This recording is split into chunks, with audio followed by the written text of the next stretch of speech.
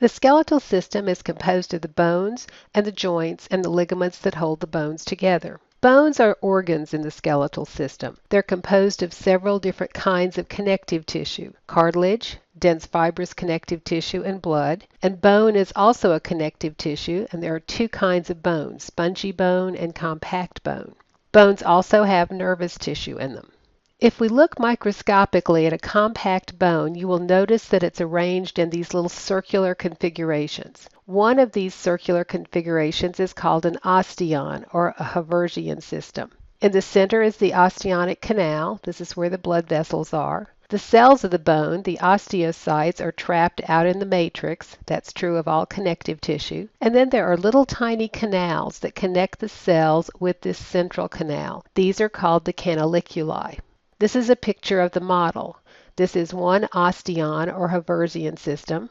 Here are the osteocytes, the canaliculi, and that central or Haversian canal. Here you can see the blood vessels and the nerves that are in the central canal. Because these cells, the osteocytes, are trapped in that bony matrix, it's hard for them to get nutrients and get rid of their waste products. So the little tiny canaliculi act as ways for nutrients and oxygen to get to these cells and for the waste products from these cells to get back to the blood supply.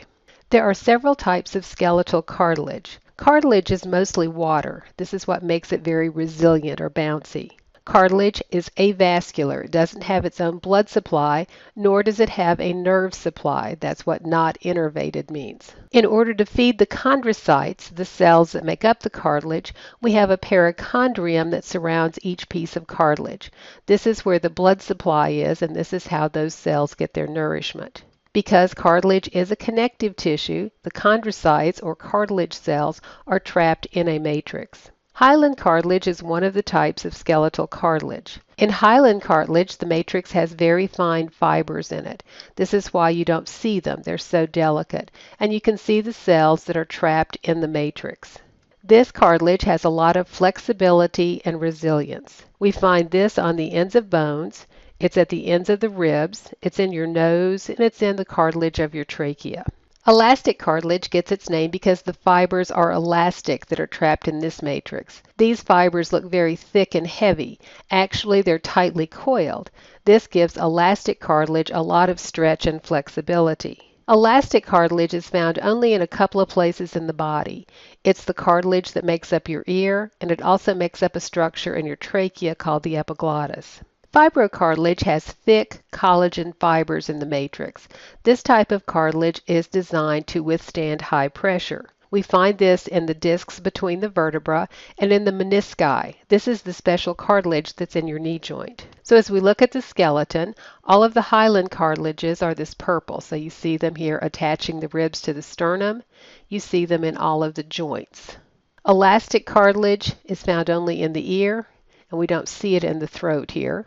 And then fibrocartilage is between all of the vertebrae and here between the knee joints. Bones of the body can be classified by their shape. Long bones are longer than they are wide. The bones of the arms, the legs, the fingers, and the toes are all examples of long bones. Short bones are really kind of cube-shaped. We find these in the wrist and in the ankle. Flat bones are flat and slightly curved. The bones of the skull and the ribs are examples of flat bones. And then there are some bones that just don't fit any of those three shape categories. They are irregular bones. They're odd-shaped. The bones of the vertebra, for example, or the pelvic bones are examples of irregular bones. Flat bones, short bones, and irregular bones all have a spongy bone center and a thin layer of compact bone on the outside. Long bones have a little more structure to them. Long bones have a diaphysis. This is the shaft, and it's composed of compact bone. There is a hollow space in the diaphysis known as the medullary cavity. This is where bone marrow is found. The epiphysis is the end of the bone. It is compact bone that surrounds spongy bone. This is where the articular cartilage is found. The epiphyses are where the bones will articulate with each other or make joints. The articular cartilage helps absorb stress. As you walk and move around, those bones are bounced together. This articular cartilage absorbs that bounce. The epiphyseal line is a place between the diaphysis and the epiphysis. In childhood, this is made up of hyaline cartilage. This allows the bones to get longer. But when you quit growing, the epiphyseal cartilage completely ossifies. It does leave a little line that's called the epiphyseal plate. As we look at the long bone, we have the epiphyses. This is the proximal epiphysis. It would be the end closest to the body, and the distal epiphysis would be the end furthest away from the body, and the diaphysis or the shaft. Here you see the medullary cavity. This is where bone marrow is found. The end of the bone, the epiphysis, has this spongy bone surrounded by compact bone. You'll recognize the osteons here, whereas the diaphysis is all compact bone in this hollow space. The entire bone is surrounded by a dense fibrous connective tissue known as the periosteum. And the area between the epiphysis and the diaphysis is that epiphyseal line. This would be cartilage in a child. When you finish growing, this ossifies, but it does leave behind this area that is still a little different looking from either the diaphysis or the epiphysis. The skeleton can be divided into two general regions: the axial skeleton, which is the bones that make up the center of the skeleton, and the appendicular skeleton, or the bones of the arms and the legs. The axial skeleton is composed of the skull, and we have the cranial bones that surround the brain and the facial bones that make up the features of the face. We have the vertebral column. This will have the vertebra, the sacrum, and the coccyx. And then we have the bony thorax. This is where we will have the ribs and the sternum. There are several bones that make up the skull. The cranial bones are the frontal bone. There are two parietal bones: temporal bone, occipital bone, ethmoid bone, and the sphenoid bone. The facial bones that you need to know are the zygomatic bone, the maxilla, and the mandible. Now this skull is colored so that you can see the bones better, but the frontal bone makes up your forehead. The temporal bone is where your ear is located. The parietal bone makes up the roof and some of the sides of your skull. And the occipital bone is that bone in the very back of your head, and some of it curves under to make up the floor of the skull. The ethmoid bone sort of divides your nose into two pieces and makes up a little bit of the floor of the skull. And the sphenoid bone comes out and makes a little bit of the sides of the cranium and mostly makes up the floor. If we take the top off the skull, we can see some of these bones a little better. The frontal bone is here, but here's the ethmoid bone. Just is a tiny bone that makes up part of the floor of the cranium. The sphenoid bone, which just comes up the sides a little bit, you can see how it makes up most of the floor of the skull here. Then here are the temporal bones that curl under to make up some of the floor. And here's the occipital bone that also curls under to make some of the floor. This big hole is where the spinal cord will leave the brain to go down the vertebra. As we look at the face, the zygomatic bone is your cheekbone. The maxilla makes up most of your face here. And then the mandible is the only movable bone in your entire skull. The hyoid bone is considered part of the axial skeleton. It's this horseshoe-shaped bone that's found here in your throat. It does not articulate or make a joint with any other bone in your body. This is the bone your tongue is attached to. You may have heard of this bone if you watch very many crime shows. They sometimes talk about someone being strangled and they know they were strangled because their hyoid bone is broken. The rib cage is composed of the ribs. Now 7 ribs are called the true ribs. They have a cartilage connection directly to the sternum. 3 of the ribs are said to be false ribs. They have cartilage that connects to cartilage that connects to the sternum. And then we have 2 ribs that are the floating ribs. They're not connected to the sternum at all. Altogether you have 12 ribs. The sternum is the breastbone. It's the large bone in the center of your chest that the ribs are attached to. The vertebral column also makes up part of the axial skeleton, and it's divided into regions. The first 7 vertebrae are the cervical vertebra, and you've got a little bit of a curvature right here because you hold your head up. Then we have the next 12 vertebrae are the thoracic vertebra. These are the vertebrae that the ribs are attached to. Then you have 5 very large heavy vertebrae that make up the lumbar vertebra. This is the lower part of your back, and again there's another curvature here called your lumbar curvature. And then we have one solid structure known as the sacrum.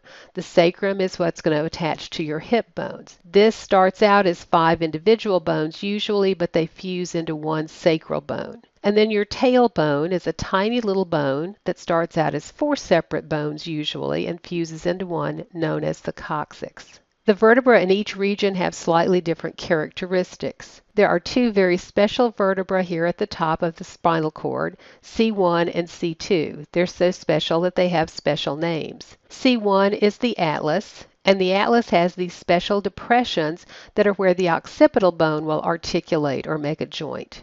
Then the axis has a special projection on it called the odontoid process or the dens. This fits up into this area of the atlas. The occipital joint is what allows you to nod your head, and this joint between C1 and C2 is what allows you to shake your head back and forth like you're saying no. The large bone at the base of the vertebral column is 2 bones, the sacrum, which is one large bone, and this is where the hip bones will attach, and the coccyx, the remnant of a tailbone. The appendicular skeleton are the bones of the arms and the legs. The pectoral or shoulder girdle are the bones that attach the arm to the axial skeleton, and then you have the arm bones. The pelvic girdle are the bones that attach the leg to the axial skeleton, and then you will have the leg bones.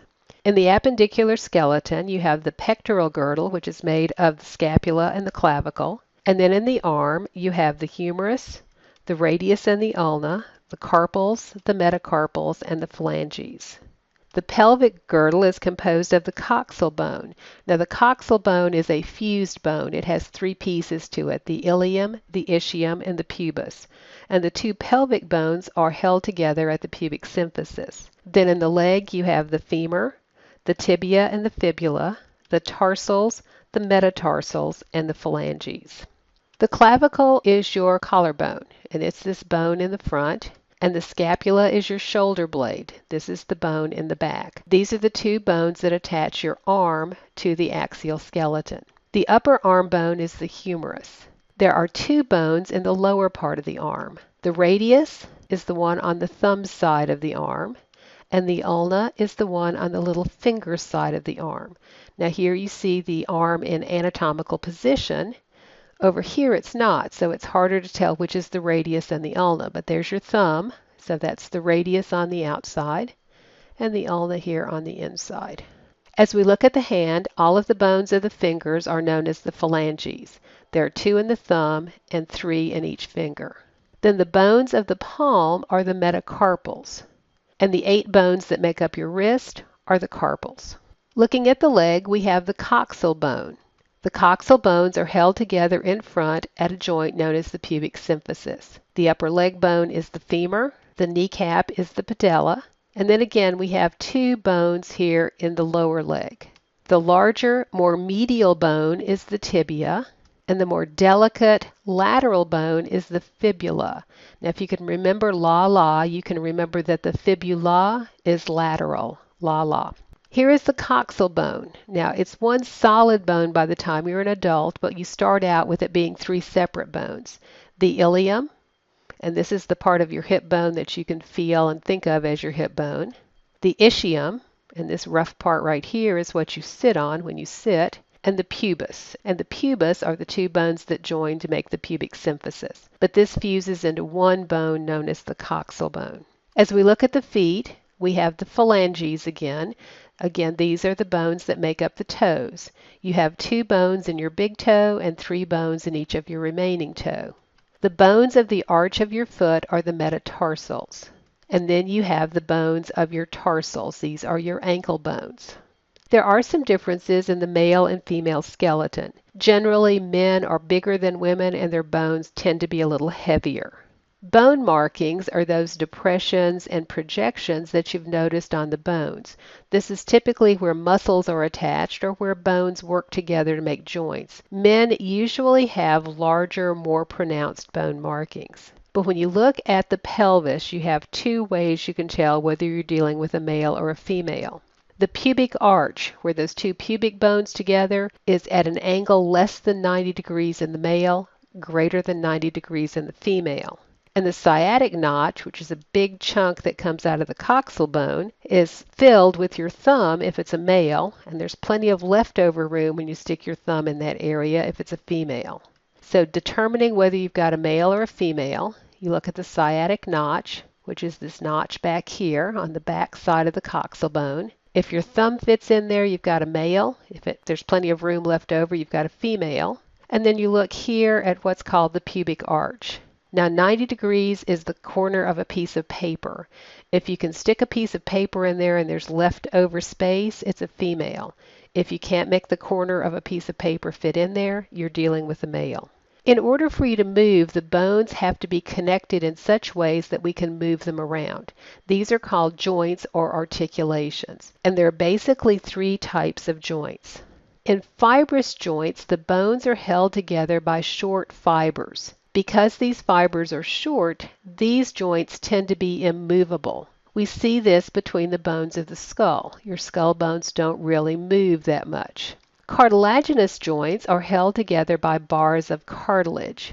The first rib connecting to the sternum is an example of this. The fibrocartilage between your vertebrae are examples of this, and that's cartilage that holds the pubic symphysis together. These joints tend to move just a little bit. They're a little bit wiggly. Then synovial joints are more like the joints you think about.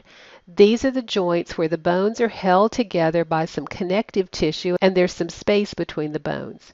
We call this a joint capsule. These joints are freely movable. Your shoulder, your hip joint, the joint in your elbow and your knee, even in your wrist and your ankles, these bones all move freely over each other. So these are synovial joints.